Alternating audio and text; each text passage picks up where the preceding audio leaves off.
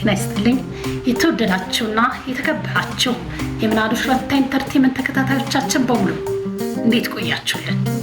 ይህ በየሳምንቱ ወደ እናንተ ይዘን የምንቀርበው የትረካ ሰዓታችን የትረካ ሰዓት ቻናላችንን በቅንነት ሰብስክራይብ፣ ሼር፣ ላይክ እያደረጋችሁ ቤተሰብ እንድትሆኑ ታሪኮቻችን ደግሞ ለሌሎች እንድታጋሩ በትህትናና በፍቅር እየጠየቅኩኝ ከወዲሁ ስለ አብሮነት ያልተነበበው አንባቢ አቶ ነጋሽ ባልቻ፣ ጸሐፊ አንዷለም አራጌ፣ በትረካ አዘጋጅቼ ያቀረብኩላችሁ ምናሉሽ ረታ ነኝ። ያልተነበበው አንባቢ አቶ ነጋሽ ባልቻ ክፍል 57። ከልጅነት እንዲሁ በእድሜ ባንቀራረብም ከሌሎች ጋር የቀረበ ወዳጅነት አለን። ከጓደኞቼም አንዱ ለ52 ዓመት አብሮን የኖረው አቶ ፈለቀ ሀብተየስ የሚባል ሚዜም ጓደኛዬም ነበር። በጣም ቀና ሰው ነበር። አሁን በህይወት የለም። እንዲሁም አቶ ዘሚካኤል ገብረ መስቀል የሚባል ጓደኛ አለኝ። አንድም ቀን አንዳች ክፉ ሳይወጣን በጣም በሚደንቅ ፍቅር ዘመናችንን አሳልፈናል። ወዳጅነታችን ከጓደኝነት ወደ ቤተ ዘመድነት ተሸጋግሯል ሲል ለሌሎች አርአያ ስለሚሆነው የጓደኝነት የህይወት ተሞክሮ አጫውቶኛል። ወይዘሮ ማሜ ተክለ ብርሃን የልብ ጓደኛው የአቶ ፈለቀ ባለቤት ነበረች። ወይዘሮ ማሜ ከሌላ ሴት ጋር በመሆን ኦሪዮን የሚባል የውበት ስራ ትምህርት ቤት ከፍታ ተቀምጣ ሳለ አንድ ያልጠበቁት ነገር ገጠማቸው። ተመዝጋቢዎች በአጭር ጊዜ ስለ ምዝገባ መጉረፍ ጀመሩ። እየመጡ ጋዜጣ ላይ ያወጣችሁትን ማስታወቂያ አይተን ነው እያሉ ይነግሯቸዋል። ወይዘሮ ማሜ ደግሞ ፍጹም አስበውት የማያውቁት ጉዳይ ነውና አንዳች ምላሽ ሳይሰጡ ምን እንደተፈጠረ ማጠያየቅ ጀመሩ። ከእኛ ጋር ተመሳሳይነት ያለው ሌላ ትምህርት ቤት ተከፍቶ ይሆናል ሲሉ ይጠይቁና መልሰው ግን ሌላ ቢሆን ኖሮ በእኛ አድራሻ ሊመጡ አይችሉም ነበር የሚል መደምደሚያ ላይ ደረሱ።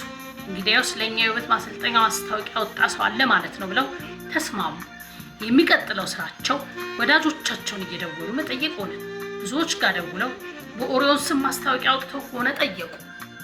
አዎንታዊ ምላሽ በማጣታቸው ስልካቸውን አስቀምጠው ስራቸውን ቀጠሉ።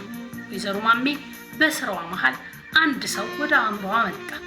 አቶ ነጋሽ ባልቻ። ስልኳን አንስታ ደወለች። ነጋሽ በኦሪዮን ስም ጋዜጣ ላይ የወጣ ነገር አለ ሰምተሃል አለችው። ምን ይላል ሲል መልሶ ጠየቃት።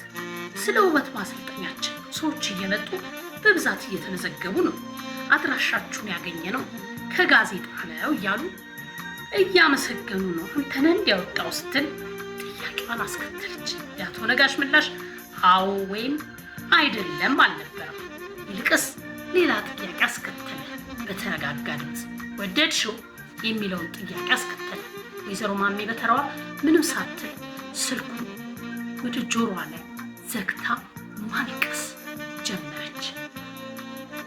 የራሱ ብዙ የሚያስጨንቅ በስራ የተወጠረ ህይወት እያለው ሁልጊዜም ስለሌሎች የሚጨነቀው የነጋሽ ባልቻ ስብዕና ከአቅሟ በላይ ቢሆንባት በእንባ እንፋሎት ከውስጧ ከአንጀቷ ተንሰቅስቃ ልታወጣው ሞከረች። እርሷም አልተሳካላት። ነጋሽም እስከ ዕለተ ሞቱ በጎነቱን አልተው። የማንነቱ አካል ነውና በህይወት ያለ በጎነት ሊኖር አልቻለም። ያለ በጎነት ሊኖር አልቻለም። ቀጥለን የምናየው ከሰው ለሰው ተከታታይ የቴሌቪዥን ድራማ ቀረጻ ጋር የተያያዘው የነጋሽ የበጎነት ተግባር ከፍ ብለን ያነሳነውን ማንነቱን አጥርቶ የሚያሳይ ነው። ከድራማው ደራሲዎች አንዱ የሆነው አቶ ሰለሞን አለሙ ስለ አቶ ነጋሽ ያወሳው ነው። አቶ ነጋሽን ከማወቄ በፊት ልጆቻቸውን ነበር የማውቀው። ልጆቻቸው በጣም ወዳጆቼ ናቸው እና ያው የጥበብና የመዝናኛው ስራው ስትሰራ ኢትዮጵያ ውስጥ ብዙ ጉድለቶች ይገጥማል። እነዚህ ጉድለቶች ልንሞላ የምንችለው ደግሞ በቀና ሰዎች ነው። አቶ ነጋሽ ከልጆቻቸው እንዳንዱ የሚያዩት አብዮት በጎነትን ከእርሳቸው የወረሰና ለሀገር ወደፊት ብዙ ሊጠቅም የሚችል ልጅ እንደሚሆን አምናለሁ። አብዮት የሰው ለሰው ድራማን ለመቅረጽ እየተጨነቅን ባለንበት ሰዓት እርሳቸውን ብናናግራቸው ጥሩ ውጤት እንደምናገኝ መከረን።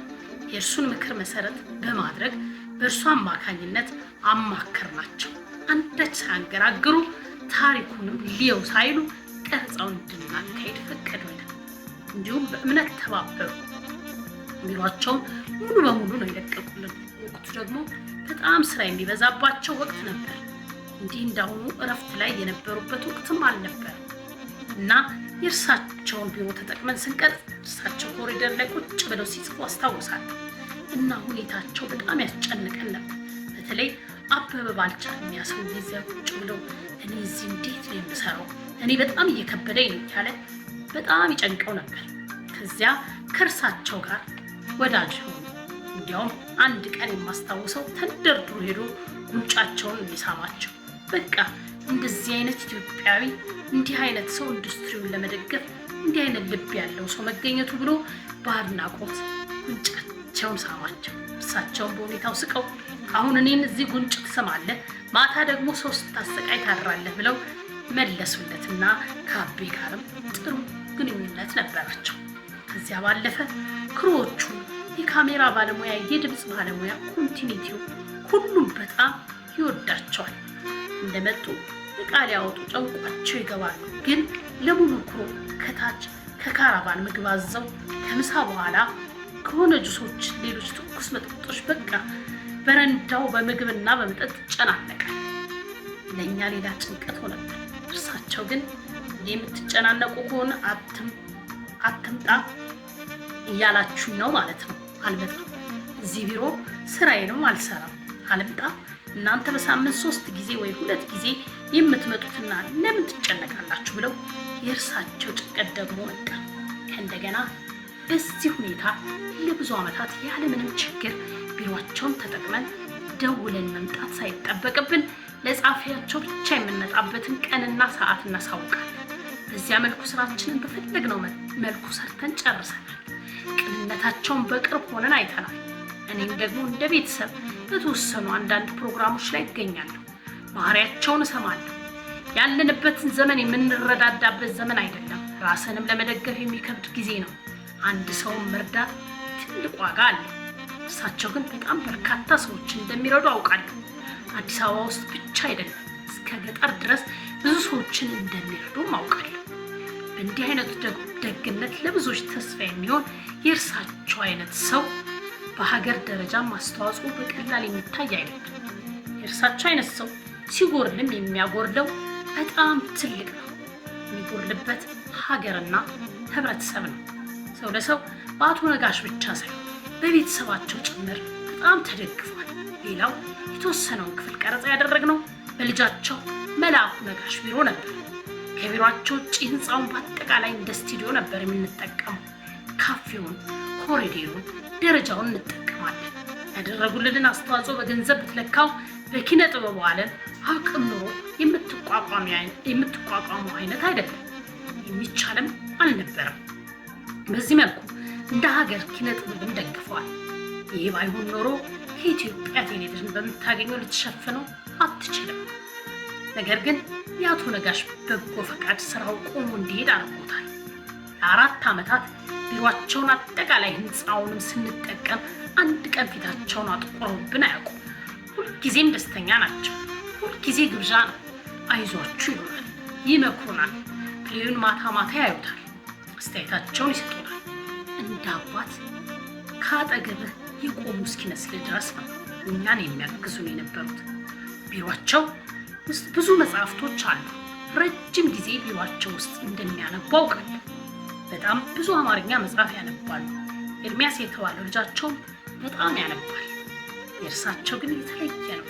ነገሮችን በጥልቀት የሚረዱ የምታውቀው የእኛን ስራዎች ጉድለት ያለበትንም እንዲሁ የተዋጣልንንም አንጥረው ለማውጣት አይቸገሩም ነበር። የሚነግሩን ፊት ለፊት ነበር። የሚገርምህ በሚያደርጉልህ ገዛ አይረኩም። ከሚረዱንም በላይ ቢያግዙ ይፈልጋሉ። ኪነ ጥበብን ከልባቸው አግዘናል። ወቅቱ ደግሞ ሰው ለሰው ከየትኛውም ትዕይንት በላይ ገዝፎ የሚታይ ነበር። እኛም ስራችንን ያለ አንዳች ችግር እንድንሰራ ትልቅ አስተዋጽኦ ነው ያደረጉት ይለናል ጸሐፊያችን አንዱዓለም አራጌ። ያልተነበበው አንባቢ ለዛሬ ያዘጋጀንላችሁ ይመስል ነበር። ቀጣዩን በሌላኛው ክፍል ይዘን እስክንገናኝ ቸር ቆዩልን እያልን ለተለመደው ቻናላችንን ሼር ላይክ እያደረጋችሁ ሀሳብ አስተያየቶቻችንን ማስቀምጡልን፣ ያበረቱናል። የጀግኖቻችንንም ታሪክ ለሌሎች እንድታጋሩ ስል በትህትናና በፍቅር ጠይቃለሁ። አበቃ።